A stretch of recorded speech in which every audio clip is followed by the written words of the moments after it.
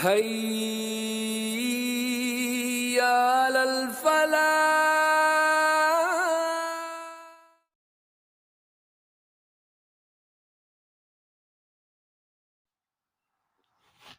الحمد للہ رب العالمین والصلاة والسلام علی سید الانبیاء والمرسلین وعلی آلہ واصحابہ اجمعین، اما بعد فاعوذ باللہ من الشیطان الرجیم، بسم اللہ الرحمن الرحیم۔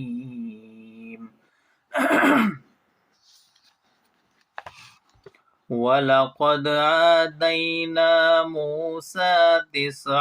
آيَاتٍ بَيِّنَاتٍ فَاسْأَلْ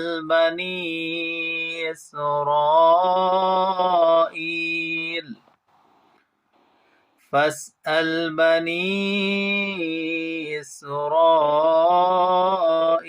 إذ جاءهم فقال له فرعون إني لأظنك يا موسى مسحورا، قال لقد علمت ما أنزل هؤلاء إلا رب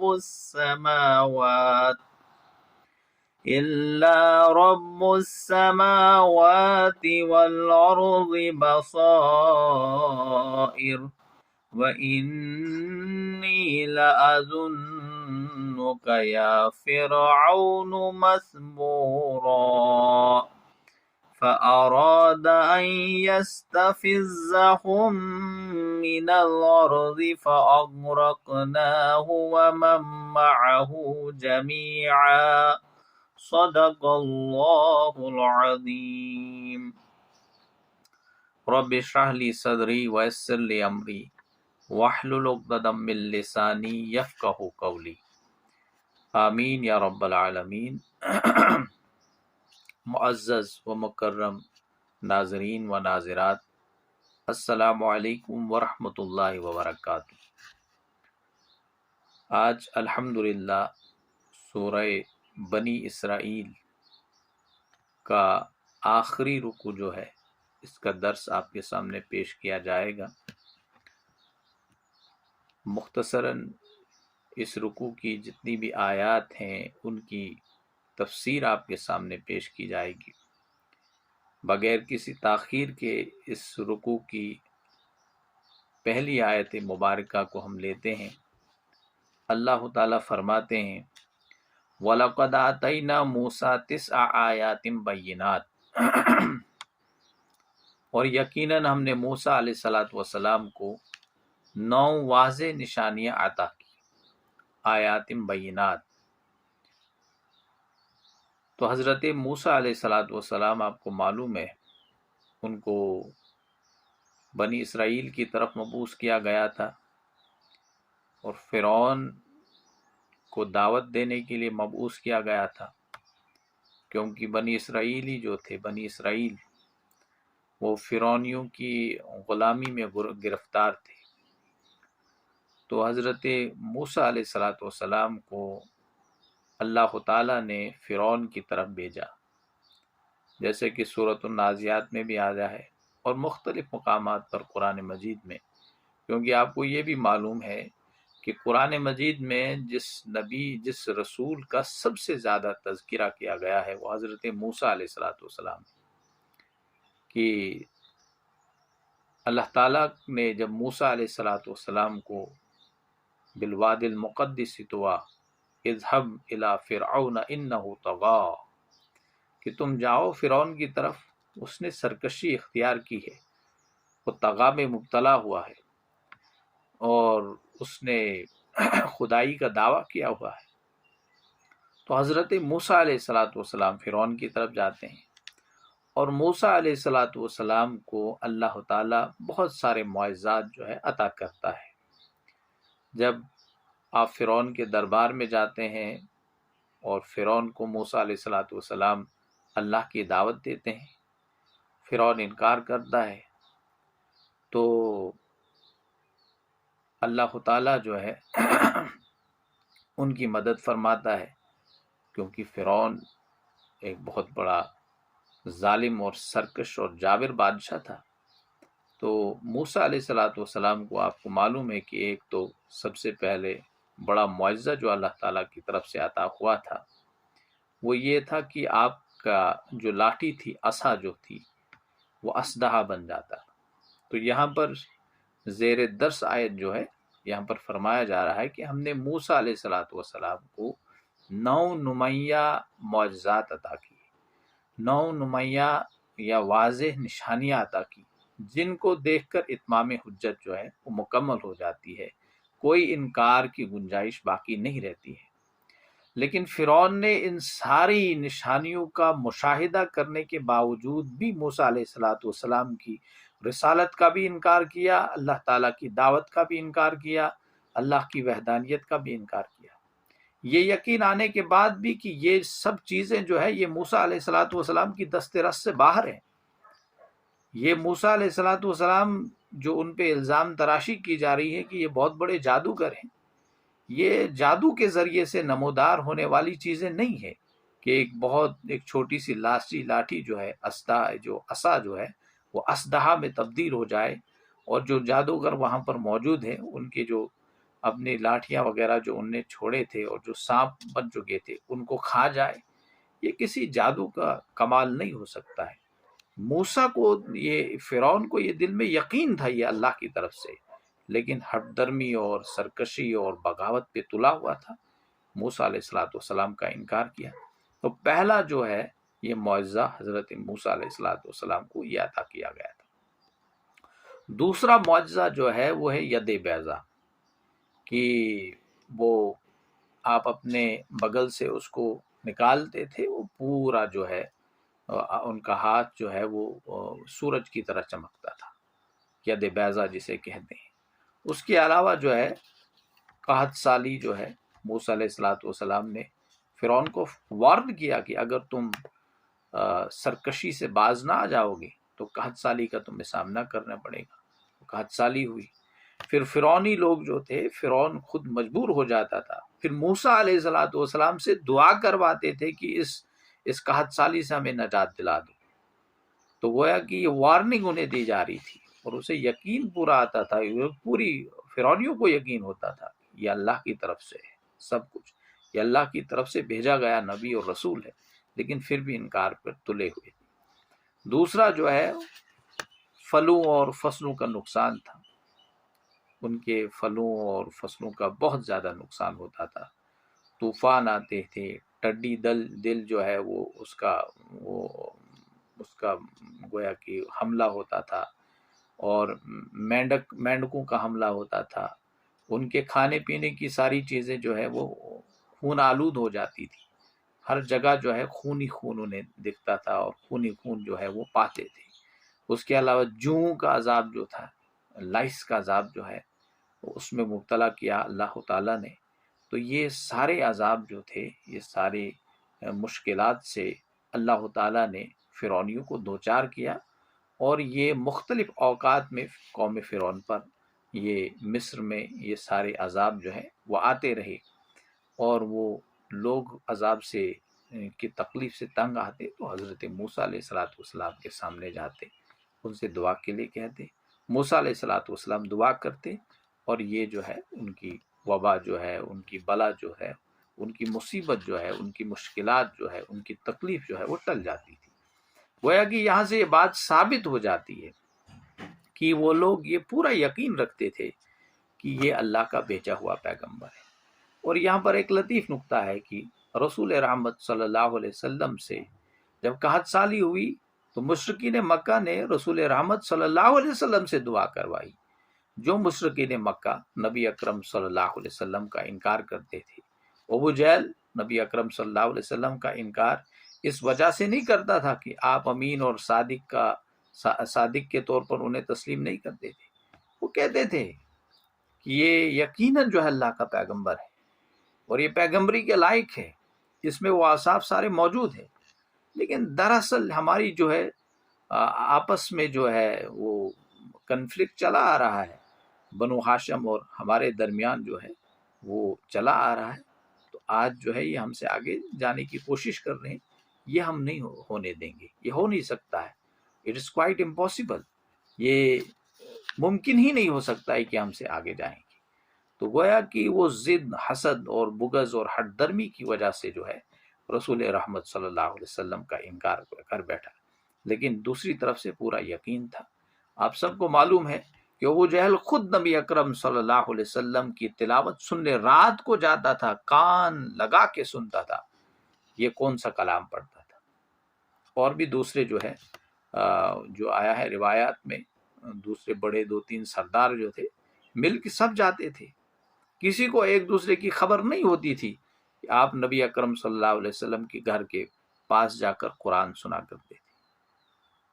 یقین تھا پورا کہ اللہ کی طرف سے بھیجا گیا پیغمبر ہے، لیکن ہٹ درمی اور حسد، یہ بیماری جو ہے انسان کو تباہ و برباد کر دیتی ہے۔ اور فرعونیوں کو بھی اللہ تعالیٰ نے جو ہے فرعونیوں کو بھی اسی بیماری نے برباد کیا، اور مشرکین مکہ کو بھی یہی بیماری جو ہے وہ کھا رہی تھی، اندر ہی اندر سے انہیں کھوکھلا کر رہی تھی۔ اس لیے ان پر یہ واضح کر دیا گیا کہ تم فرعونیوں کی روش اختیار مت کرو، فرعون کا رویہ اختیار مت کرو، سب جاننے اور ماننے کے باوجود بھی انکار کی روش اختیار کی۔ فَاسْأَلْ بَنِي إِسْرَائِيلَ إِذْ جَاءَهُمْ قَالَ لَهُ فِرْعَوْنُ إِنِّي لَأَظُنُّكَ يَا مُوسَىٰ مَسْحُورًا۔ تو ذرا پوچھے بنی اسرائیل سے اس زمانے کا حال، جبکہ موسیٰ علیہ السلام ان کے پاس آئے تو فرعون نے ان سے کہا، اے موسیٰ علیہ السلام، میں تمہیں ایک سحر زدہ آدمی سمجھتا ہوں۔ اب یہ جو الفاظ فرعون نے حضرت موسیٰ علیہ السلام سے کہے تھے، عین وہی الفاظ نبی اکرم صلی اللہ علیہ وسلم کے لیے آپ صلی اللہ علیہ وسلم کی مخالفین کی طرف سے بھی استعمال ہو رہے تھے۔ اور اسی صورت میں آپ نے پڑھا ہے کہ قریش مکہ آپ کے بارے میں یہ کہتے تھے، ان تتبعون الا رجلا مسحورا، تم نہیں پیروی کر رہے ہو مگر ایک سحر زدہ آدمی کی۔ یہ مسحور آدمی ہے، اسے جادو کا اثر ہوا ہے، جس کی وجہ سے یہ کچھ ایسا مطلب کلام پیش کرتا ہے۔ تو اس لیے یہاں پر جو جواب بنی اسرائیل موسیٰ علیہ السلام، بنی اسرائیل کو یا کیا کہتے ہیں فرعونی لوگ جو ہیں موسیٰ علیہ السلام کو دے رہے تھے، فرعون کہتا تھا موسیٰ علیہ السلام کو کہ تجھ پر جادو کا اثر ہے، وہی روش جو ہے قریش یہ کیا کہتے ہیں مکہ کے مشرکین جو ہے انہوں نے بھی اختیار کی تھی۔ قال لقد علمت ما انزل هؤلاء الا رب السماوات والارض بصائر، موسیٰ علیہ السلام نے جواب میں کہا فرعون۔ دیکھیے یہاں سے ایک بات یہ سمجھ لینی چاہیے کہ مکہ میں نبی اکرم صلی اللہ علیہ وسلم کی دعوت پھیل رہی تھی، یہ ساری خبریں جو ہیں مدینہ میں بیٹھے بنی اسرائیل جو تھے، یہود جو تھے، ان تک بھی پہنچ رہی تھی۔ اس لیے ان سے کہا جا رہا ہے ذرا فرعونیوں سے، بنی اسرائیل سے جا کے پوچھیں آپ، جو اس بات کی گواہی اور شہادت دیں گے کہ فرعون نے موسیٰ علیہ السلام سے کیا کہا، فرعون نے کون سی روش اختیار کی تھی۔ ان کے پاس شہادتیں اور گواہیاں موجود ہیں، ان کے پاس کتاب موجود ہے، اس میں پیشن گوئیاں موجود ہیں، ذرا ان سے جا کے تو پوچھ لیں۔ یہ ساری خبریں ان تک پہنچتی تھی، اور موسیٰ علیہ السلام نے جو جواب دیا فرعون کو کہ خوب معلوم ہے کہ نہیں نازل کیا اللہ تعالیٰ نے ان نشانیوں کو، مطلب جو مجھ پر اللہ تعالیٰ نے جو مجھے عطا کی ہے، جو معجزات عطا کی ہیں، جو نشانیاں مجھے عطا کی ہیں، اس میں ایک حدیث میں جو ہے، یہاں تک ضعیف حدیث کا ریفرنس جو ہے وہ ہے، مطلب حدیث ہے، ابن کثیر نے دیا ہے کہ ایک شخص جو ہے، ایک بنی اسرائیلی شخص، وہ دو تھے یہودی، ان نے کہا چل جا اس نبی اکرم صلی اللہ علیہ وسلم سے اس آیت کا مفہوم جاننے کی کوشش کریں گے، وہ کیا کہتے ہیں کہ موسیٰ علیہ السلام کو وہ 9 آیات کیا دی گئی تھی۔ تو وہ جا کر نبی اکرم صلی اللہ علیہ وسلم سے پوچھتے ہیں، تو نبی محترم صلی اللہ علیہ وسلم ان سے کہتے ہیں کہ یہ جو 9 آیات ہیں، اس سے مراد 9 احکامات ہیں جو حضرت موسیٰ علیہ السلام کو دی گئی تھی۔ نمبر 1 کہ تم کبھی شرک نہ کرنا، نمبر 2 کبھی زنا نہ کرنا، نمبر 3 کبھی چوری نہ کرنا، نمبر 4 کبھی سود نہ کھانا، نمبر 5 کبھی کسی کو ناحق قتل نہ کرنا، نمبر 6 کبھی کسی بے گناہ کو زور زبردستی جو ہے کسی بادشاہ کے دربار میں قتل کرنے کے لیے نہ لے جانا، نمبر 7 جہاد سے نہ بھاگنا، اور نمبر 8 جو ہے کسی معصوم پر بہتان نہ لگانا۔ تو اس طرح سے یہ 9 جو ہے باتیں گویا کہ نبی اکرم صلی اللہ علیہ وسلم نے بتائی کہ اللہ تعالیٰ کی طرف سے یہ آیات اور یہ نشانیاں، یہ احکامات انہیں دی گئی۔ لیکن ابن کثیر رحمۃ اللہ علیہ فرماتے ہیں کہ احکامات جو ہے جو کتاب میں دیے گئے تھے ان سے گویا کہ اتمام حجت نہیں ہوتا ہے، اتمام حجت معجزات کے ذریعے سے ہوتا ہے۔ جیسے کہ مشرکین مکہ بھی نبی اکرم صلی اللہ علیہ وسلم سے معجزات طلب کرتے تھے کہ ہمیں معجزات دکھاؤ۔ اب موسیٰ علیہ السلام کو بہت سارے معجزات دیے گئے تھے، بے شمار معجزات دیے گئے۔ ایک معجزات کی فہرست تو ہے جب آپ مصر سے انخلا ہونے سے پہلے، مطلب مصر سے نکلنے سے پہلے یا فرعون کے غرق ہونے سے پہلے، ایک لمبی لسٹ ہے۔ اور معجزات کی دوسری فہرست شروع ہوتی ہے آپ جب فرعونیوں سے آزاد کراتے ہیں بنی اسرائیل کو، یا فرعون کی گھر کے آبی کے بعد ایک لمبی لسٹ جو ہے معجزات کی ہے۔ اور پہلے فرعونیوں نے فرعون نے انکار کی روش اختیار کی، پھر جس قوم کے لیے سب کچھ کیا گیا اس قوم نے سرکشی اختیار کی، بنی اسرائیل نے۔ اور انہی کے متعلق آگے جو ہے آیا ہے کہ اللہ تعالیٰ ان کو کل اکٹھا کرے گا آخرت میں، اس بھی جب آیت آئے گی اس پہ بات ہوگی۔ تو پھر انہوں نے انکار کیا۔ تو ابن کثیر رحمۃ اللہ علیہ فرماتے ہیں کہ احکامات کے ذریعے سے اتمام حجت نہیں، بلکہ معجزات کے ذریعے سے۔ تو زیادہ قرین قیاس جو ہے، اور مختلف تفاسیر میں یہ 9 آیات سے مراد انہوں نے 9 احکامات لیے ہیں، اور مختلف تفاسیر میں یہ نقل کی گئی ہیں۔ انہوں نے لکھا کہ ایسا نہیں بلکہ معجزات یہاں مراد ہے۔ وَإِنِّي لَأَظُنُّكَ يَا فِرْعَوْنَ مَثْبُورًا، اور فرعون میں تمہیں ہلاکت زدہ سمجھتا ہوں، شامت زدہ سمجھتا ہوں۔ اب تو موسیٰ علیہ السلام نے، فرعون نے موسیٰ علیہ السلام کو کہا کہ تم جادو سے متاثر ہو۔ اب موسیٰ علیہ السلام چونکہ بڑے جلالی پیغمبر تھے، جلالی رسول تھے، انہوں نے بڑے ہی بارعب انداز میں کہا کہ تم مجھ پر یہ الزام لگاتے ہو۔ اور جواب میں کہا یہ جو سب کچھ مجھ پر نازل ہوا ہے یہ اللہ کی طرف سے نازل ہوا ہے، رب السماوات والارض کی طرف سے نازل ہوا ہے، یہ حق ہے اور یہ یقینی ہے، لیکن میں تمہیں عنقریب ایک شامت زدہ عادی سمجھتا ہوں کہ تجھ پر جو ہے بربادی اور تجھ پر کسی بڑی مصیبت کے آنے کا امکان یقینی ہو چکا ہے، کیونکہ تو رب کائنات کی بصیرت آفروز واضح نشانیوں کو جھٹلا کر اپنی ہلاکت اور اپنی بربادی کو یقینی بنا چکا ہے۔ ڈاکٹر اسرار رحمۃ اللہ علیہ لکھتے ہیں کہ یہ جو جلالی انداز حضرت موسیٰ علیہ السلام نے یہاں اختیار کیا ہے، کیونکہ موسیٰ علیہ السلام بچپن میں فرعون کے گھر میں رہے ہیں، اور جو فرعون اس وقت موجود تھا اور اس فرعون کے ساتھ پلے بڑھے ہیں، اس لیے بڑے ہی بارعب انداز میں وہ اس فرعون کی پوری طبیعت اور مزاج سے واقف تھے۔ بڑے بارعب انداز میں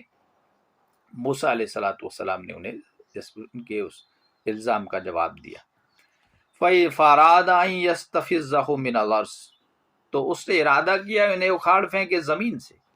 گویا کہ فرعون چاہتا تھا، کیونکہ بنی اسرائیلیوں کی وجہ سے ہر دن آئے دن انہیں کسی نہ کسی مصیبت میں مبتلا اور گرفتار ہونا پڑ رہا تھا۔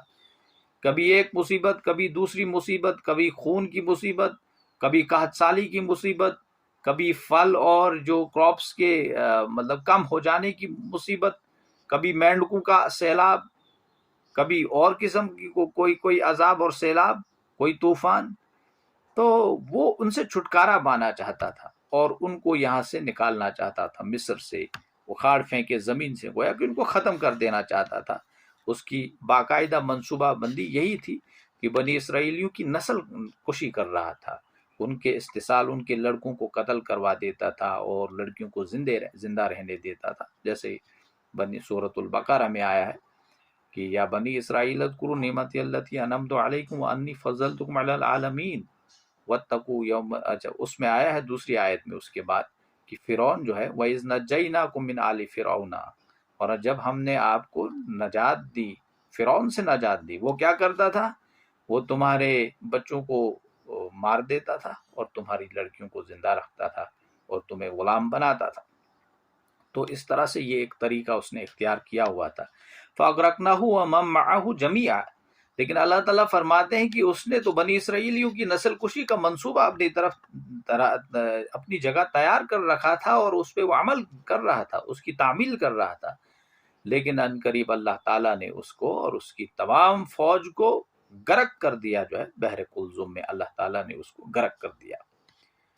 وَقُلْنَا مِن بَعْدِهِ لِبَنِي إِسْرَائِيلَ اسْكُنُوا الْأَرْضَ، اور اس کے بعد بنی اسرائیل کو حکم دیا تم اس زمین میں آباد ہو جاؤ، گویا کہ فلسطین میں آزاد ہو جاؤ، بیت المقدس میں آزاد ہو جاؤ، یہ تمہاری زمین ہے، تم کھاؤ پیو اس میں سے، اور اس کا اختیار تمہیں سونپا جا رہا ہے، تم اس کو پکڑو۔ فَإِذَا جَاءَ وَعْدُ الْآخِرَةِ جِئْنَا بِكُمْ لَفِيفًا، پھر جب آئے گا پچھلے وعدے کا حکم تو ہم لے آئیں گے تم سب کو سمیٹ کر۔ بڑی زبردست تفسیر، اس میں دو قسم کی تفاسیر۔ ایک تفسیر تو یہ ہے کہ آخرت کے دن، اور اکثر و بیشتر مفسرین وعد الآخرۃ سے مراد جو ہے قیامت لی ہے، کہ قیامت کے دن تم سب کو ایک جگہ جمع کر لیا جائے، سارے بنی اسرائیلیوں کو۔ لیکن ڈاکٹر اسرار صاحب نے جو ہے بڑی زبردست تفسیر اس کی لکھی ہے۔ انہوں نے کہا ہے کہ یہاں جو ہے جب قیامت آئے گی تو وہ بات تو ظاہر سی بات ہے، وہ آیا ہے کہ سب لوگوں کو میدان حشر میں جمع کیا جائے گا، لیکن انہوں نے کہا ہے کہ جب آخرت کا وقت قریب ہوگا، جب قیامت بہت ان قریب ہوگی، تو اس وقت بنی اسرائیل کو دنیا کے ہر کونے سے سمیٹ کر جو اسرائیل، جو آج اسرائیل کے نام سے موجود ہے، وہاں پر جمع کیا جائے گا، اور ہو بھی رہا ہے۔ پوری دنیا سے، دنیا کے کونے کونے سے یہودی جو ہے جمع لا کر 1948 میں جو ہے اسرائیل میں جمع کر دیے گئے۔ فلسطین میں، ان نے فلسطین میں جو ہے بالفور ڈکلیریشن جو ہوا 1917 میں انگلستان کی گورنمنٹ نے جو وہاں جاری کیا، اس ڈکلیریشن کے تحت جو ہے فلسطین میں یہودیوں کو آباد ہونے کی اجازت دی گئی۔ تب تک تو 2000 سال سے یہ پوری دنیا میں در بدر پھر رہے۔ اب جس وقت یہ آیات نازل ہوئی 550 سال ہو چکے تھے ان کا ڈائسپورا پوری دنیا میں پھیلا ہوا تھا، کیونکہ آپ کو معلوم ہے اسی سورہ بنی اسرائیل میں آپ نے پہلا رکوع جو پڑھا ہے، پوری بنی اسرائیل کی تاریخ جو ہے مختصراً ان پہ جو 4 ادوار گزرے ہیں، 2 ادوار تو ان کی ترقی کے، ارتقاء کے، اور 2 ادوار جو ان کے جو ہے تنزلی کے، ذلت اور رسوائی کے جو ہے وہ گزرے ہیں۔ اور جو ذلت و رسوائی ٹائٹس کے حملے سے ان کو ملی ہے، مطلب اس نے ان کو خاک سے ملا دیا، لاکھوں کی تعداد میں بنی اسرائیلیوں کو قتل کر دیا گیا، اور ان کا جو ماؤنٹ ٹیمپل تھا اس کو گرا دیا گیا، جو دیوار گریا جو ہے، وہ ماؤنٹ ٹیمپل جو ہے گرا دیا گیا، زمین سے اس کو برابر کر دیا گیا۔ اب دوبارہ سے اس ماؤنٹ ٹیمپل کو بنانے کی کوشش کر رہے ہیں، اور اس آفت کے بعد یہ پوری دنیا میں پھیل گئی۔ کوئی کسی ملک میں غلام کی حیثیت سے جو ہے بیچا گیا، کوئی ایک طرف، کوئی ایسٹ میں، کوئی ویسٹ میں، کوئی کہیں اور کوئی کہیں، پوری دنیا میں گویا کہ پھیلتے گئے، چلتے گئے، ان کا کوئی ایک ٹھکانہ نہیں تھا۔ تب سے 1948 تک کوئی ان کا دنیا میں کوئی ایک مستقل ٹھکانہ نہیں تھا، لیکن ان کے ذہنوں میں یادداشت چلی آ رہی تھی کہ ہمیں کہیں نہ کہیں سے نکالا گیا ہے، اور جگہ ہماری فلسطین ہے، کیونکہ قرآن نے کہا انہیں، اللہ تعالیٰ نے کہا اس وقت، کیونکہ موسیٰ علیہ السلام کے ذریعے سے ان کو جب آزادی ملی، وَقُلْنَا مِن بَعْدِهِ لِبَنِي إِسْرَائِيلَ اسْكُنُوا الْأَرْضَ، تم بنی اسرائیل کو حکم دیا گیا تم لوگ اس زمین میں آباد ہو جاؤ، فلسطین کی زمین تمہیں دی جا رہی۔ لیکن اللہ تعالیٰ حکومت کے وارث جو ہے، اصل حکومت کے وارث انہی لوگوں کو بناتا ہے جو اس کا گویا کہ اہل ہو، خلافت الہیہ کا اہل ہو، اسی کو اللہ تعالیٰ خلافت دیتا ہے۔ ورنہ آپ اس پہ محمول نہ کریں گے جو دنیا میں آج لوگوں کو حکمرانی مل رہی ہے، ظالم بھی حکمران بن رہا ہے، بدمعاش بھی حکمران بن رہا ہے، بدکار بھی حکمران بن رہا ہے، شرابی بھی حکمران بن رہا ہے، ظالم بھی حکمران بن رہا ہے، جس کو مرضی آئے گی حکمرانی کی گویا کہ وہ دہلیز پہ چڑھنے کی کوشش کرتا ہے، بنتا چلے جا رہا ہے، اس کو اس پہ محمول نہ کیجیے۔ وہ رحمت والی حکومت جو ہے اللہ تعالیٰ اس کے اہل جو ہوں گے اسی کو ادا کرتا ہے۔ تو فلسطینیوں کو، بنی اسرائیل کو کہا گیا کہ اس میں آباد ہو جاؤ، تو دے دی، لیکن اس کا حال نہیں۔ اس کے بعد ان کے ساتھ جو کچھ ہوا، میں نے کہا کہ ٹائٹس کے حملے سے تو تتر بتر ہو گئی۔ ڈاکٹر اسرار صاحب لکھتے ہیں کہ قیامت جب قریب ہوگی اس سے پہلے پوری دنیا سے پھر دوبارہ سے ان کو اکٹھا کیا جائے گا۔ اور انہوں نے یہ کتاب جو لکھی ہے، ایک ماضی، حال اور مستقبل، اور ایک دوسری کتاب انہوں نے لکھی ہے قرآن مجید کا عذاب قانون۔ عذاب قانون کیا ہے؟ اسی ماضی، حال اور مستقبل میں عذاب قانون کا پہلا چیپٹر ہے، اس پہ انہوں نے بڑا اچھا اس میں تفصیل سے کہے ہیں کہ بنی اسرائیل میں کتنے ادوار کون کون سے گزرے ہیں، اور مسلمانوں پہ کون کون سے ادوار گزریں گے، اور کس طرح سے امت مسلمہ پھر دوبارہ سے اٹھے گی، کس طرح سے یہود پھر دوبارہ سے گریں گے۔ بڑی تفصیل کے ساتھ انہوں نے جو ہے اس کا ذکر کیا ہے۔ اور ایک دوسری کتاب بھی ہے دجال اور تیسری جنگ عظیم، دجال اور تیسری جنگ عظیم ایک کتاب ہے، اس میں بھی بڑی تفصیل کے ساتھ یہ معاملات جو ہیں زیر بحث لائے گئے ہیں کہ یہ کس طرح سے ایونٹس جو ہیں ایک دوسرے کو فالو کریں گے، کیسے کیا ہوگا، کیسے کس قسم کی کنڈیشنز اس دنیا میں پہلے پیدا ہوں گی۔ تو آپ دیکھ رہے ہیں کہ یہ بھی ایک وہاں پر یہ جو ہے پوری دنیا میں سے ان کو سمیٹ کر ایک جگہ جمع کر دیا جائے گا۔ یہ بھی بات یاد رہنی چاہیے کہ بنی اسرائیلیوں کو اپنے اس ایک جگہ پر سمیٹے جانے کا اتنا یقین تھا، اور دجال کی آمد کا اتنا یقین ہے کہ مسلمانوں کو امام مہدی کے دوبارہ آنے کا یقین نہیں ہے، حضرت عیسیٰ علیہ السلام کے نزول کا یقین نہیں ہے، کمزور ہو گیا ہے۔ اس لیے امت مسلمہ میں آج فتنے اٹھ رہے ہیں۔ چند ایک حضرات نکلے ہیں فتنہ انکار حدیث، وہ کہہ رہے ہیں کہ ایسا ممکن ہی نہیں ہو سکتا ہے۔ اور مولانا مودودی رحمۃ اللہ علیہ اسی رکوع میں جو ہے فتنہ انکار حدیث کے حوالے سے جو ہے چند نکات لکھے ہیں، آپ اس تفسیر کو، اس رکوع کی تفسیر کو پڑھ لیجئے۔ انہوں نے کیا لکھا ہے کہ یہ جو انکار فتنہ حدیث ہے وہ کیا کہتے ہیں۔ تو فتنہ انکار حدیث، منکرین حدیث جو اس میں مبتلا ہے، وہ کہتے ہیں نزول عیسیٰ نہیں ہوگا، امام مہدی کا انکار کرتے ہیں، نزول عیسیٰ کا انکار کرتے ہیں کہ ایسا ممکن نہیں ہے۔ اور لیکن ہمارے پاس احادیث میں واضح ارشادات، مستند ارشادات موجود ہیں۔ بنی اسرائیلی جو ہے یا یہود جو ہے، ان کے پاس تو تحریف شدہ کتابیں موجود ہیں، اور تلمود تو بالکل وہ کوئی کتاب ہی نہیں ہے کہ جس کو کہا جائے کوئی الہامی کتاب ہے۔ ان نے ادھر ادھر سے سمیٹ کے اس میں مواد جمع کیا ہے، زبور، تورات، انجیل وغیرہ سے مواد جمع کیا ہے، اکٹھا کیا ہے، لیکن اس کو اپنی مذہبی کتاب کا درجہ دیتے ہیں۔ اور گویا کہ تورات کا پورا مواد اس میں موجود ہے، انہیں پورا یقین ہے۔ اور یہ ایک بہت بڑے کالم نگار ہیں، ایک بار میں نے مضبوط پڑھا تھا، انہیں لکھا تھا کہ ان کو اتنا یقین ہے اتنی اپنی ان پر کہ بڑے بڑے ڈاکٹرز اور بڑے بڑے انجینئرز، بڑے بڑے بزنس مین، بڑے بڑے سائنسدان دنیا کے مختلف کونوں سے، کوئی آسٹریلیا سے آ رہا ہے، کوئی یو ایس اے سے آ رہا ہے، کوئی اٹلی سے آ رہا ہے، کوئی جرمنی سے آ رہا ہے، جو ہے کہاں کی طرف بے آب و گیا سرزمین فلسطین میں انہیں ایک جگہ دی گئی پہلے کہ یہاں پر بساؤ، ایک بڑا میدان جہاں پر کوئی مطلب چیز موجود نہیں تھی، آلریڈی بنجر زمین تھی، وہاں پر ان کو بسنے کا ایک گویا کہ ایک کالونی بنانے کی اجازت دی گئی۔ وہاں کی طرف وہ سمٹے جا رہے ہیں، یقین ہے، اپنا بزنس قربان کر کے، اپنی سائنسی ترقی قربان کر کے، اپنا سارا کچھ قربان کر کے فلسطین میں آباد ہوئے، یہ یقین کا ہے۔ لیکن مسلمانوں کی یقین دیکھ لیجئے، ہم پوری دنیا کو سمیٹنے چلے جا رہے ہیں۔ ہمیں صرف زیادہ محبت دنیا کی ہے، یقین زیادہ دنیا پہ ہے، پیسوں پہ ہے، دولت پہ ہے، یہ بہت بڑا المیہ ہے۔ تو یہ وہ لکھتے ہیں ڈاکٹر اسرار صاحب، اور قرین قیاس ہے اس آیت کا مطلب یہی ہوگا، وَإِذَا جَاءَ وَعْدُ الْآخِرَةِ جِئْنَا بِكُمْ لَفِيفًا وَبِالْحَقِّ أَنزَلْنَاهُ وَبِالْحَقِّ نَزَلَ۔ اور اس قرآن کو ہم نے حق کے ساتھ نازل کیا، اور یہ حق کے ساتھ نازل ہوا ہے۔ یہ قرآن گویا کہ انہ لقول فصل وما هو بالحزل، یہ قول فیصل ہے، یہ کوئی ہنسی مذاق نہیں ہے، یہ اللہ کی طرف سے نازل کردہ کلام ہے، یہ اور کوئی کلام نہیں ہے، اور یہ حق کے ساتھ نازل ہوا ہے۔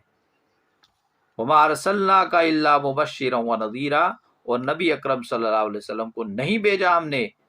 نبی اکرم صلی اللہ علیہ وسلم آپ کو نہیں بھیجا ہم نے مگر بشارت دینے والا اور خبردار کرنے والا۔ وہ لوگ جو تمہاری اتباع کریں گے، جو تمہاری اطاعت کریں گے، جو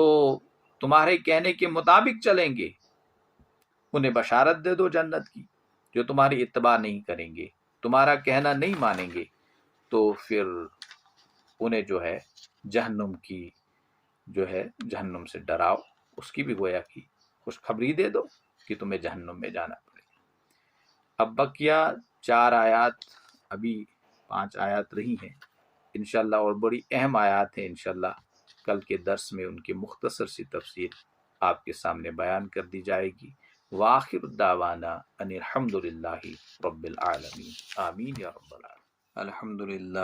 الحمدللہ رب العالمین، والصلاة والسلام على سید الانبیاء والمرسلین وعلى آلہ واصحابہ اجمعین، اما بعد فاعوذ باللہ من الشیطان الرجیم، بسم اللہ الرحمن الرحیم۔ فَإِذَا وَقُلْنَا مِن بَعْدِهِ لِبَنِي إِسْرَائِيلَ اسْكُنُوا الْأَرْضَ فَإِذَا جَاءَ وَعْدُ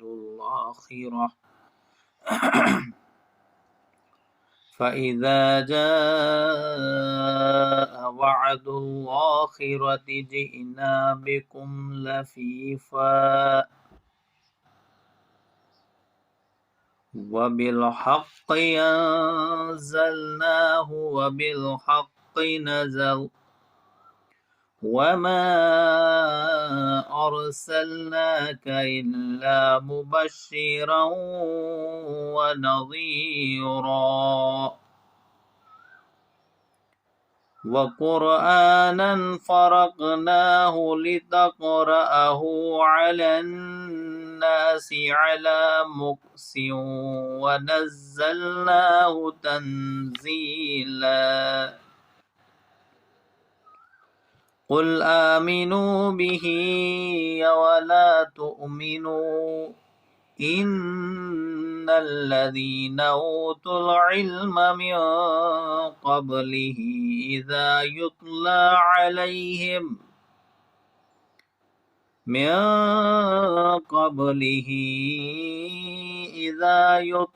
عَلَيْهِمْ يَخِرُّونَ لِلْأَذْقَانِ سُجَّدًا۔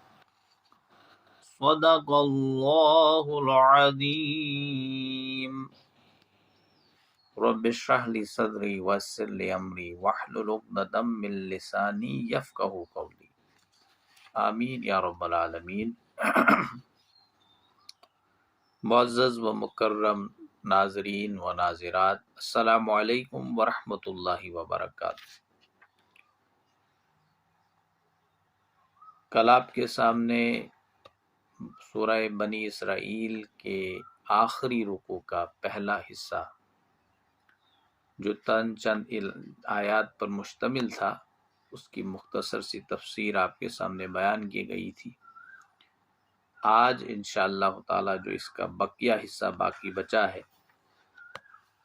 اس کی مختصر سی تفسیر آپ کے سامنے بیان کی جائے گی۔ آیت نمبر 104 جو ہے، اس کی تفسیر کل آپ کے سامنے بیان کی گئی تھی کہ اللہ تعالیٰ فرماتے ہیں کہ اس کے بعد ہم نے بنی اسرائیل کو حکم دیا کہ تم اس زمین میں آباد ہو جاؤ، اسکنوا الارض، اس زمین میں سکونت اختیار کرو،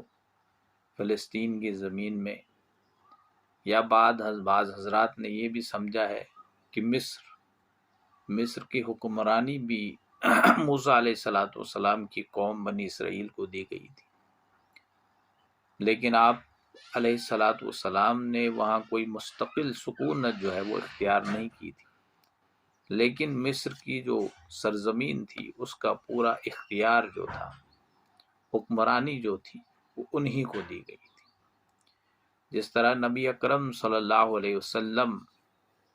مکہ سے ہجرت کرتے ہیں، لیکن اس کے بعد مکہ فتح ہوتا ہے آپ کے ہاتھوں، اور مکہ کا پورا انتظام اور انصرام جو ہے وہ نبی اکرم صلی اللہ علیہ وسلم اور آپ کے صحابہ سنبھالتے ہیں۔ تو یہ بعض حضرات کا، بعض مفسرین کا یہ بھی خیال ہے کہ یہ بھی ہو سکتا ہے کہ انہیں کہا گیا کہ اس مصر جو ہے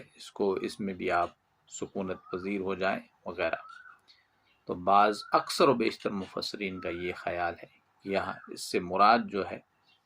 وہ ہے فلسطین کی سرزمین، جو بنی اسرائیل کا جب خروج ہوا مصر سے، جب وہ نکالے گئے اور فرعون اس کے نتیجے میں غرق آب ہوا، تو پھر فلسطین کی سرزمین کی حکومت جو ہے انہیں دے دی گئی، اختیار دیا گیا، بیت المقدس کا اختیار دیا گیا۔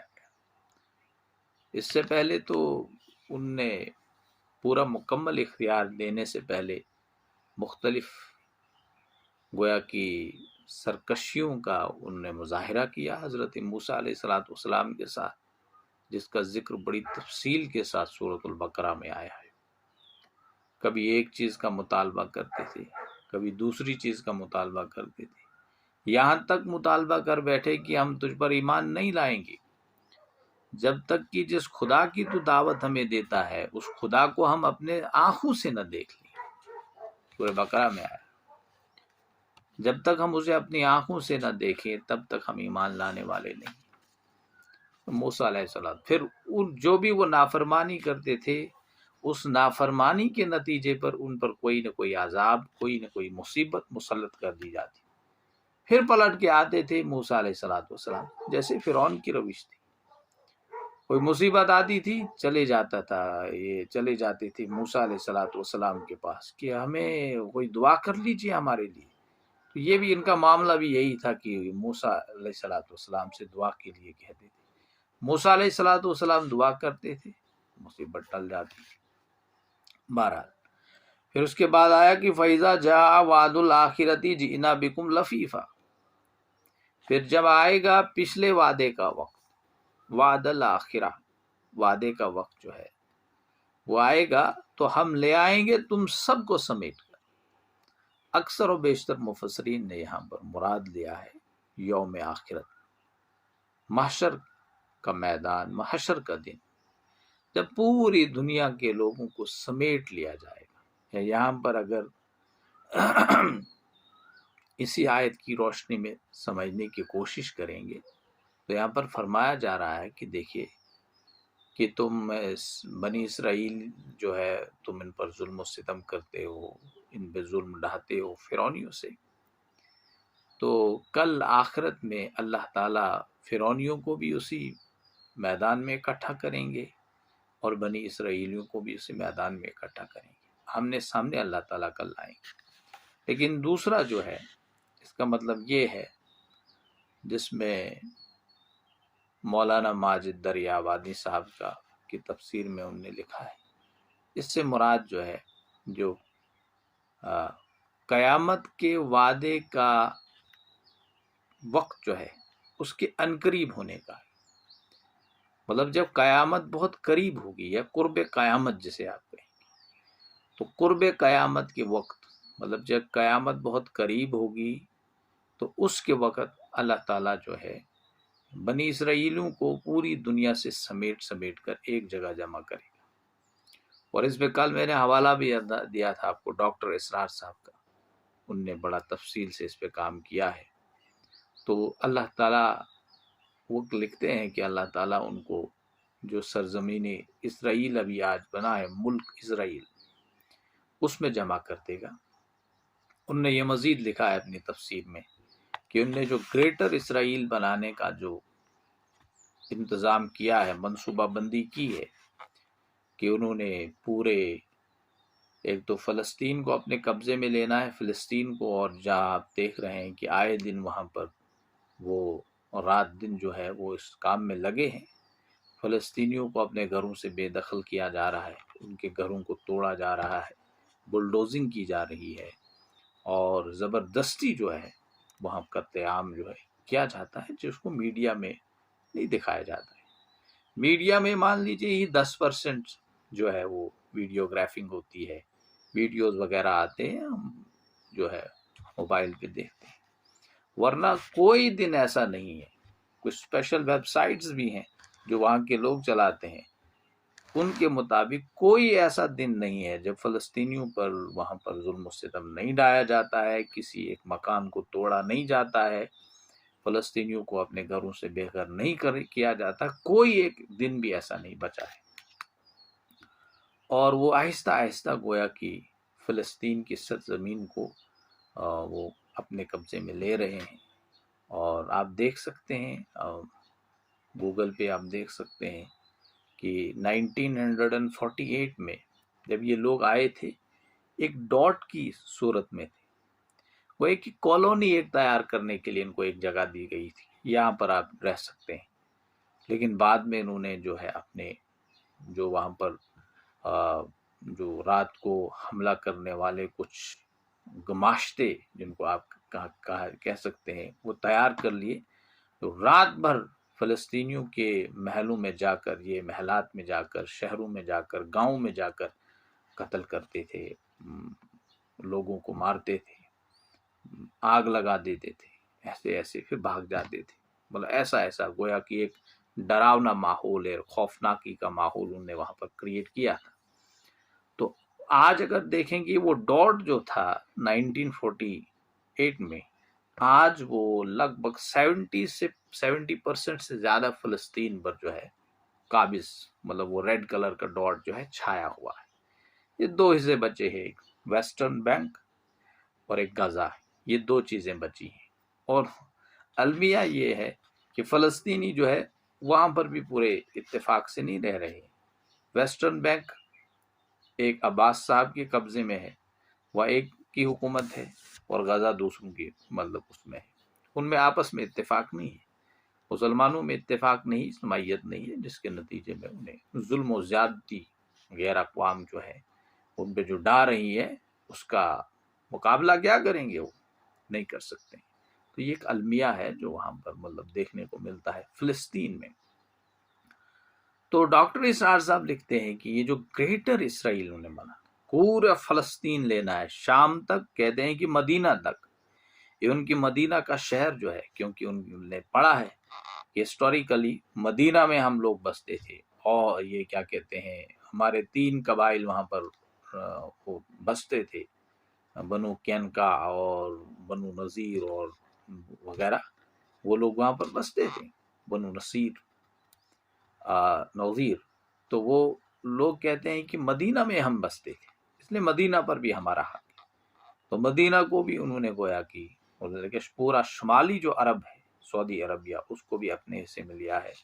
وہاں سے وہ شام کا پورا علاقہ انہوں نے اپنے قبضے میں لینا ہے، یہاں سے یہ ساری جو چھوٹی موٹی سٹیٹس ہیں گلف کنٹریز کی، ان کو بھی اپنے قبضے میں لینا ہے۔ تو ایک گریٹر اسرائیل، تو اس گریٹر اسرائیل کو بنانے کے لیے پوری دنیا سے اسرائیلی لوگ جو ہیں، یہودی لوگ وہاں جمع ہو رہے ہیں، آئے دن وہ ہجرت کرتے جا رہے ہیں، گویا کہ وہ جنت اسرائیل کو سمجھتے ہیں۔ اور ڈاکٹر اسرار صاحب لکھتے ہیں کہ وہ ان کا گریٹر گریو یارڈ بنے، احادیث کی روشنی میں بڑی ان کے تقاریر بھی ہیں، اسی لیے انہیں سخت موقف ہے اور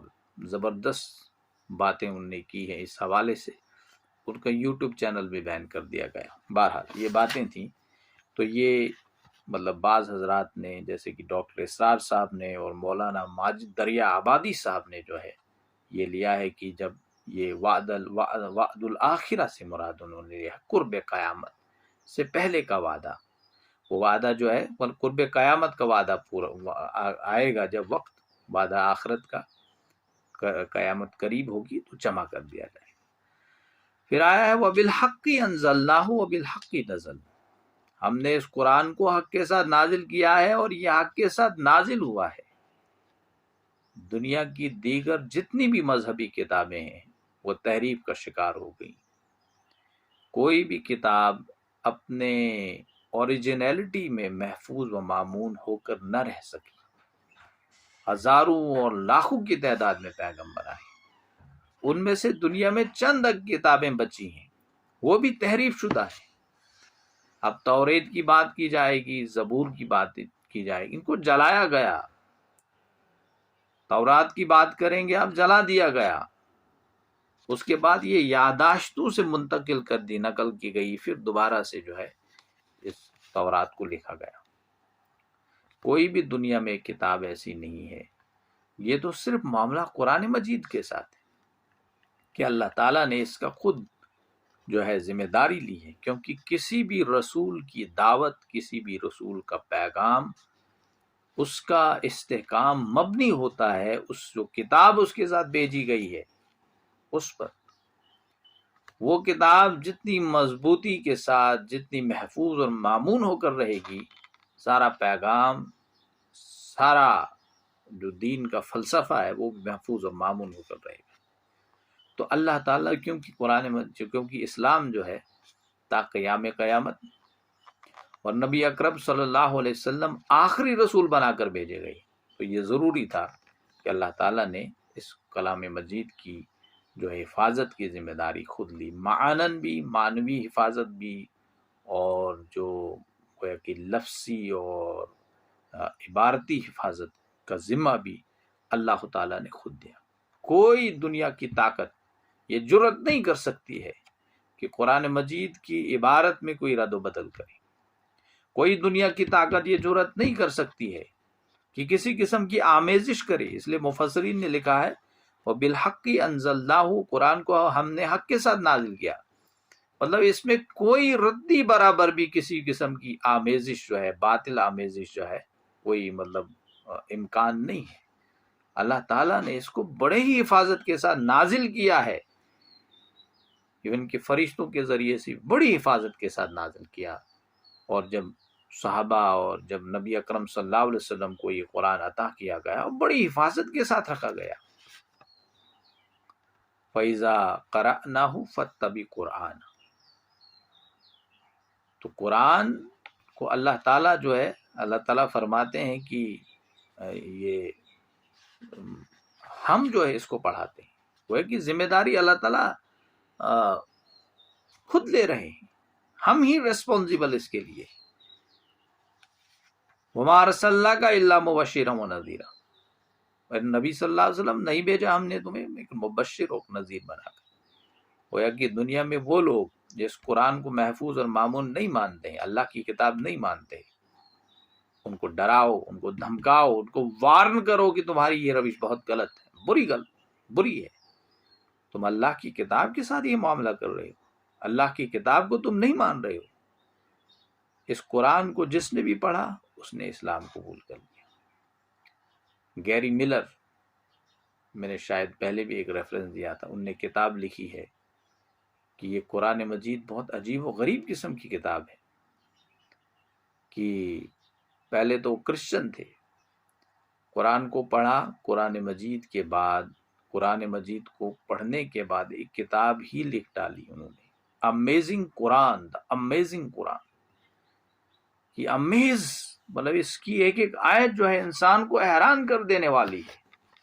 اور یہ بات اس پر منکشف کر دیتی ہے کہ یہ کسی انسان کا بنایا ہوا کلام نہیں ہو سکتا ہے، not possible at all، یہ اللہ کا کلام ہے۔ تو اللہ کے نبی صلی اللہ علیہ وسلم کو بتایا جا رہا ہے جو نہیں مانیں گے ان کو ڈراؤ، دھمکاؤ، ان کو جہنم کی وارننگ دے دو، اور جو مانتے ہیں ان کے لیے بشارت، ان کو سنا دو، خوشخبری سنا دو جنتوں کی، اللہ تعالیٰ سے ملاقات کرنے کی خوشخبری ان کو سنا دو، کہ یہ اللہ تعالیٰ نے اس لیے کیا ہے تاکہ لوگوں کو ان کی کنڈیشنز کے مطابق، ان کے حالات کے مطابق ہدایات جاری کر دی جائے، نمبر 1۔ نمبر 2، یہاں پر ایک بات بھی مطلب سمجھ میں آتی ہے کہ اللہ تعالیٰ فرماتے ہیں کہ آپ صلی اللہ علیہ وسلم لوگوں کو ٹھہر ٹھہر کر سنائیں، قرآن مجید کو ٹھہر ٹھہر کر پڑھا کریں۔ اس میں متعدد احادیث سے یہ ثابت ہے۔ جب صحابہ سے پوچھا گیا نبی اکرم صلی اللہ علیہ وسلم قرآن کیسے پڑھتے تھے، تو صحابہ نے جواب دیا، جب آپ صلی اللہ علیہ وسلم قرآن پڑھتے تھے تو آہستہ آہستہ ٹھہر ٹھہر کر قرآن پڑھتے تھے۔ جیسے ایک حدیث میں آیا ہے، مثال کے طور پر شاید غالباً حضرت عائشہ ام سلمہ یا حضرت عائشہ صدیقہ رضی اللہ تعالی عنہ اس کی راوی ہیں، کہ جب آپ صلی اللہ علیہ وسلم الحمدللہ رب العالمین پڑھتے تھے، الحمد علیہ الحمد للہ رب العالمین، پھر رک جاتے تھے، پھر دوسری آیت۔ ایسا نہیں جو ہم تراویح میں آج کل کرتے ہیں کہ ہم ایسے پڑھتے ہیں کہ کوئی بات سمجھ میں نہیں آتی۔ آپ صلی اللہ علیہ وسلم ایسے قرآن پڑھتے تھے کہ جب کوئی آیت جس میں اللہ کی توحید کا بیان ہے تو اللہ تعالیٰ کی ہیبت اور اللہ تعالیٰ کا خوف انسان پر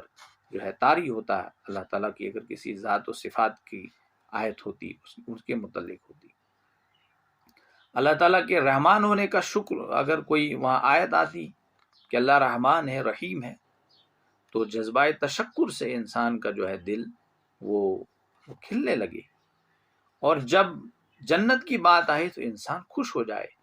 اور جب جہنم کی بات کی جائے تو انسان جو ہے بے چین ہو جائے، ڈرے، خوف کھائے، اللہ سے مغفرت طلب کرے۔ تو یہ معاملہ نبی اکرم صلی اللہ علیہ وسلم کا تھا، اور حکم بھی دیا گیا کہ قرآن کو تم آہستہ آہستہ پڑھا کرو، یہ نہیں جمع آہستہ پڑھ جیسے آج کل ہم تراویح میں پڑھتے ہیں۔ بعض مفسرین نے یہ بھی لکھا ہے کہ یہ تراویح پڑھانے والے حضرات سے ہم یہ گزارش کرتے ہیں کہ آپ وہ احادیث لے آئیں جن میں یہ بتایا گیا ہے کہ تم تراویح اس طرح سے پڑھا سکتے ہو۔ آج یہاں ہمارے ہاں اتنا بھی معاملہ ہے کہ ہم کہتے ہیں ہم نے تراویح میں پورا قرآن سننا ہے، لیکن قرآن سنتے ہوئے ہم بے ادبی کرتے ہیں قرآن مجید کی۔ ایک تو ہمیں عربی سمجھ میں نہیں آتی ہے کہ جو امام صاحب پڑھ رہے ہیں وہ کیا ہے۔ تراویح میں قرآن پڑھنے کا سننے کا جو مقصد تھا وہ فوت ہو جاتا ہے، اسی پوائنٹ پہ بھی ہم عربی نہیں سنتے۔ اب ہم نے رکھا ہے ثواب ملے گا، ثواب تب ملتا کہ قرآن مجید کو سننے کے بعد ہم عملاً اس قرآن کی تعمیل کرتے،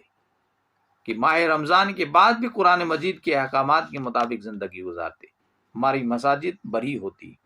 5 وقتہ نماز مسجد میں قائم ہوتی، آج نہیں ہو رہی ہے، ایک ایک صف ہوتی ہے۔ اب معاملہ یہ ہے کہ ہم یہ کہتے ہیں کہ ہمیں ثواب کے لیے قرآن پڑھنا ہے، لیکن مقصد کچھ اور ہے دین اسلام کا، تراویح کے ذریعے سے لوگوں میں پیدا کرنے کا۔ وہ فوت تو پہلی بات پہ میں نے کہا کہ جب عربی جانتے نہیں، پھر ہم اپنے جو حفاظ ہوتے ان سے کہتے ہیں جلدی جلدی پڑھیں۔ بہتر یہ طریقہ تھا کہ جتنا قرآن اکثر و بیشتر ہمیں آخری پارہ یاد ہوتا ہے، آخری پارے کو آہستہ آہستہ پڑھتے، آہستہ آہستہ۔ پورا یقین ہے کہ اگر ایک انسان پوری خلوص نیت کے ساتھ اللہ کے سامنے، اور میں نے یہ پڑھا بھی ہے اور یہ دعا بھی ہے کہ وہ دعا ہے ایک جب قرآن مجید پڑھنا ہے تو وہ دعا کرنی چاہیے کہ پروردگار مجھے اس قرآن کو پڑھنے میں آسانی پیدا فرما، اور یہ تڑپ پیدا ہونی چاہیے دل میں کہ اللہ تعالیٰ، اے اللہ مجھے اس قرآن کا فہم حاصل کروا دے، میں عربی زبان نہیں جانتا ہوں، مجھے عربی زبان سیکھنے کی توفیق عطا فرما دے، میں قرآن کا مفہوم جان نہیں سکتا ہوں، مجھے اس کو جاننے کی توفیق عطا فرما۔ یہ تڑپ ہونی چاہیے دل میں پورا قرآن پڑھنا چاہتا ہوں لیکن اس قابل نہیں ہوں، عربی زبان نہیں آتی میں اس کو پورا سمجھوں، تو مجھے اس قابل بنا کہ میں اس پورے قرآن مجید کا ترجمہ کر سکوں، اس کا فہم حاصل کر سکوں وغیرہ، کچھ نہ کچھ تو اللہ تعالیٰ اس کے لیے راستے کھول دیتا ہے۔ یہ اگر دل میں نیت ہوتی، آخری پارہ بھی پڑھا جاتا، میں سمجھتا ہوں کہ اللہ تعالیٰ پورا ثواب، زیادہ ثواب دیتے ہیں از مقابلہ میں جو ہم قرآن سنتے ہیں اور بے ادبی کے ساتھ سنتے ہیں۔ وہ کسی ایک عالم ہیں، وہ پاکستان کے شاید تھے، وہ ایک ویڈیو کلپ آئی تھی، انہوں نے کہا تھا، کوئی پنجابی میں وہ بات کر رہے تھے کہ اردو میں، کہ وہ بڑی تیزی کے ساتھ بات کر رہے تھے، کہتے میری بات تمہیں سمجھ میں آ گئی؟ کہنے لگے مجموعے سے جواب آیا کہ نہیں۔ تو اسی طرح کہتے ہیں کہ تم قرآن ایسے پڑھتے ہو کہ کوئی بات سمجھ میں نہیں آتی ہے، تو پھر قرآن کو تراویح میں تیزی کے ساتھ پڑھنے کا کیا مطلب، کیا معنی؟ تو یہ معاملہ ہے۔ تو قرآن تو کہہ رہا ہے کہ تاکہ آپ صلی اللہ علیہ وسلم لوگوں کو ٹھہر ٹھہر کر سنائیں، اور ہم نے اس کو تھوڑا تھوڑا کر کے اتارا۔ کیوں اتارا؟ اس کی وضاحت ہو گئی۔ قُلْ آمِنُوا بِهِ أَوْ لَا تُؤْمِنُوا، آپ کہہ دیجئے نبی اکرم صلی اللہ علیہ وسلم آپ ایمان لاؤ یا نہ لاؤ۔ إِنَّ الَّذِينَ أُوتُوا الْعِلْمَ مِنْ قَبْلِهِ إِذَا يُتْلَىٰ عَلَيْهِمْ يَخِرُّونَ لِلْأَذْقَانِ سُجَّدًا، یقیناً وہ لوگ جنہیں اس سے پہلے علم دیا گیا تھا، جب یہ قرآن ان کو پڑھ کر سنایا جاتا ہے تو اپنی ٹھوریوں کے بل سجدے میں گر پڑتے ہیں۔ تو یہاں پر اس آیت میں بعض جو بنی اسرائیل میں یہودیوں کے عالم تھے، علماء حضرات تھے، ان کی طرف اشارہ کیا۔ تو اس آیت سے یہ بات بھی ثابت ہوتی ہے کہ یہودیوں میں کچھ لوگ ایسے تھے جو یقیناً نیک تھے، جو یقیناً متقی تھے، جو یقیناً یہ یقین رکھتے تھے دل میں کہ یہ اللہ کا کلام ہے، نبی اکرم صلی اللہ علیہ وسلم اللہ تعالیٰ کے آخری پیغمبر اور آخری رسول ہیں۔ کیونکہ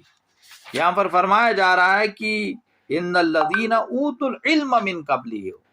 بے شک وہ لوگ جنہیں اس سے قبل علم دیا گیا تھا، وہ تو یہودی ہیں، اور ان کی کتابوں میں موجود تھا کہ آخری نبی آئے گا، جیسے کہ تورات کی پیشن گوئی ہے۔ موسیٰ علیہ السلام سے اللہ تعالیٰ فرما رہے ہیں کہ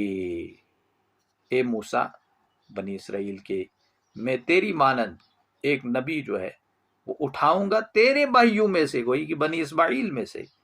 کیونکہ بنی اسرائیل اور بنی اسماعیل بھائی تھے آپس میں، تیرے بھائیوں میں سے تیری مانند ایک نبی اٹھاؤں گا جس کے منہ میں اپنا کلام ڈالوں گا، اور اس سے مراد نبی اکرم صلی اللہ علیہ وسلم، اور وہ لوگوں سے وہی کچھ کہے گا جس کا میں حکم دوں گا۔ یہ تورات کی پیشن گوئی ہے، ان لوگوں نے یہ پیشن گوئی ہے۔ آج بھی تورات میں اتنی تحریف شدہ مراحل، تحریف کے مراحل سے گزرنے کے بعد بھی جو بائبل ہے اس میں بے شمار بہت سارے جو ہے مطلب ایسی ورسز موجود ہیں جو نبی اکرم صلی اللہ علیہ وسلم کی پیشن گوئی کرتے ہیں۔ اس لیے تو ڈاکٹر ذاکر نائک نے ولیم کیمپل جو ہے تو عیسائی دنیا کا ایک بہت بڑا پادری اور بہت بڑا اسکالر مانا جاتا تھا، ایتھارٹی مانی جاتی تھی، اس کو جو ہے ڈاکٹر ذاکر نائک نے ہرا دیا بائبل کے ذریعے سے، کیونکہ وہ تو قرآن کو مانتا نہیں ہے، اللہ کی کتاب ہے وہ مانتا تھا بائبل، وہ نبی اکرم صلی اللہ علیہ وسلم کو اللہ کا آخری نبی نہیں مانتا تھا، لیکن ڈاکٹر ذاکر نائک نے اسے جو ہے اسی بائبل کی جو ہے ثابت کر دیا کہ نبی اکرم صلی اللہ علیہ وسلم کون ہے، کہ قرآن اللہ کی آخری کتاب ہے، پوری وضاحت کے ساتھ ان کو ہرا دیا۔ وَيَقُولُونَ، اور کہتے ہیں، اللہ تعالیٰ فرماتے ہیں کہ وہ سجدے میں گر پڑتے ہیں یہ لوگ جو یہودیوں میں سے جو علماء حضرات تھے۔ وَيَقُولُونَ سُبْحَانَ رَبِّنَا إِنَّ كَانَ وَعْدُ رَبِّنَا لَمَفْعُولًا، اور وہ کہتے ہیں پاک ہے ہمارا رب، یقیناً ہمارے رب کا وعدہ تو پورا ہونا ہی تھا۔ رب کا وعدہ کیا تھا؟ یہ جو ابھی میں نے پیشن گوئی آپ کے سامنے تورات کی پڑھی کہ اللہ نے ایک پیغمبر بھیجنا ہے، اللہ کا وعدہ ہے، اس کو مبعوث کرنا ہے، تو وہ مبعوث ہو چکا ہے، اللہ نے اس وعدے کو پورا کیا ہے، اور اللہ نے قرآن مجید اتارنا تھا، نازل کرنا تھا اس نبی پر، وہ بھی پورا ہو چکا۔ وہ یہ دعا کرتے ہیں وَيَخِرُّونَ لِلْأَذْقَانِ يَبْكُونَ وَيَزِيدُهُمْ خُشُوعًا، اور وہ گر پڑتے ہیں اپنے ٹھوریوں کے بل روتے ہوئے، گویا کہ جب اس قرآن کو پڑھتے ہیں وہ روتے ہیں، اور قرآن اضافہ کرتا ہے ان کی خشوع میں۔ گویا کہ یہ جو ہے وہ یہاں پر مطلب یہ جو آیات ہیں بڑی زبردست آیت ہے کہ آپ جب قرآن پڑھیں گے تو کس قسم کی طبیعت اور کس قسم کا کیفیت ہونی چاہیے، کہ جب قرآن پڑھیں ایسے نہ، بلکہ قرآن پڑھتے ہوئے آنکھوں سے آنسو جاری ہونے چاہیے۔ یہ تب ممکن ہے جب ہم قرآن کو سمجھیں گے، قرآن کا ترجمہ پڑھیں گے ساتھ ساتھ میں۔ آج تو علماء کرام نے بڑی محنت کی ہے، ایک ایک لفظ کا ترجمہ جو ہے قرآن کا کیا ہے، ایک ایک لفظ کا، تاکہ ہم اس کو سمجھ سکیں۔ تو یہ گویا کہ فرمایا جا رہا ہے کہ وہ لوگ جو گر پڑتے ہیں اپنی ٹھوریوں کے بل، اور یہ قرآن جو ہے، اس قرآن کا پڑھنا ان کے خشوع میں ہی اضافہ کرتا ہے، ان کے خوف میں، ان کے تقوی میں۔ قل ادعوا اللہ او ادعوا الرحمن، آپ کہہ دیجئے نبی اکرم صلی اللہ علیہ وسلم تم اللہ کہہ کر پکارو یا رحمان کہہ کر پکارو، ایامن تدعو فلاح الاسماء الحسنی، جس نام سے بھی تم پکارو گے اس کے نام سب اچھے ہیں، ہر خیر، ہر خوبی، ہر بلائی، ہر حسن و ہر کمال و جمال جس کا بھی تم تصور کر سکتے ہو، یہ تمام و کمال تمام و کمال اللہ تعالیٰ کی ذات میں موجود ہے۔ ایک بار نبی اکرم صلی اللہ علیہ وسلم دعا کر رہے تھے کعبہ میں، یا رحمان، یا اللہ، یا رحمان۔ تو ابو جہل نے سنا، اس نے مذاق اڑانا شروع کر دیا، او جی لوگوں کو توحید کی دعوت دیتا پھرتا ہے، اور آج جو ہے خدا کو کسی دوسرے خدا کو پکار رہا ہے، رحمان، کیونکہ اہل عالم رحمان کے نام سے واقف نہیں تھے، آج ایک نیا ہی نام گڑھ لیا ہے، تو مذاق اڑانے لگے یہ لوگ۔ اللہ تعالیٰ نے یہ آیت نازل کی کہ انہیں کہہ دیجئے نبی اکرم صلی اللہ علیہ وسلم تم اللہ کہہ کر پکارو، تم رحمان کہہ کر پکارو، اس کے 99 نام ہے، اس کے سب نام اسماء الحسنی ہے، بہترین نام ہے، اس سے بہتر کوئی نام ہو ہی نہیں سکتا ہے۔ ایک ایک نام پہ غور کرے گا انسان تو اس سے بہتر انسان تصور نہیں کر سکتا ہے، وہ نام بالکل گویا کہ گڑے ہوئے نام ہے۔ وَلَا تَجْهَرْ بِصَلَاتِكَ وَلَا تُخَافِتْ بِهَا وَابْتَغِ بَيْنَ ذَلِكَ سَبِيلًا، اور مت بلند کرو آواز اپنی نماز میں، اور نہیں بہت پست رکھو، بلکہ اس کے بیچ بیچ والا راستہ اختیار کرو۔ ایک بار نبی اکرم صلی اللہ علیہ وسلم تہجد کے وقت حضرت ابوبکر صدیق رضی اللہ تعالی عنہ کے پاس گئے، آپ نے دیکھا کہ حضرت ابوبکر صدیق رضی اللہ تعالی عنہ بہت آہستہ سے تلاوت کر رہے ہیں، قرآن آہستہ سے پڑھ رہے ہیں۔ آپ سے پوچھا گیا آپ کیوں؟ تو انہوں نے جواب دیا کہ جسے میں نے یہ قرآن سنانا تھا وہ سنتا ہے، وہ خاموشی سے بھی سنتا ہے، وہ آہستہ بھی سنتا ہے۔ آپ صلی اللہ علیہ وسلم نے کوئی جواب نہیں دیا۔ پھر حضرت عمر رضی اللہ تعالیٰ عنہ کے پاس گئے، وہ بلند آواز سے قرآن پڑھتے تھے، ان سے پوچھا کیوں؟ حضرت عمر رضی اللہ تعالیٰ عنہ نے جواب دیا کہ اس سے میں شیاطین کو بھگاتا ہوں، اور نیند وغیرہ کو دور کرنے کے لیے، وہ شیطانی اثر سے محفوظ رکھنے کے لیے قرآن بلند آواز سے پڑھتا ہوں۔ آپ نے کوئی جواب نہیں۔ دوسرے دن جواب دیا کہ ابوبکر صدیق رضی اللہ تعالیٰ عنہ آپ تھوڑا اپنی آواز کو بلند کریں، اور عمر فاروق رضی اللہ تعالیٰ عنہ کو فرمایا گیا آپ تھوڑا اپنی آواز کو پست کیا کریں۔ تو اس آیت میں بھی یہی فرمایا گیا کہ اتنا زور سے بھی قرآن کی تلاوت نہیں کرنی ہے کہ دوسرے ڈسٹرب ہو جائیں،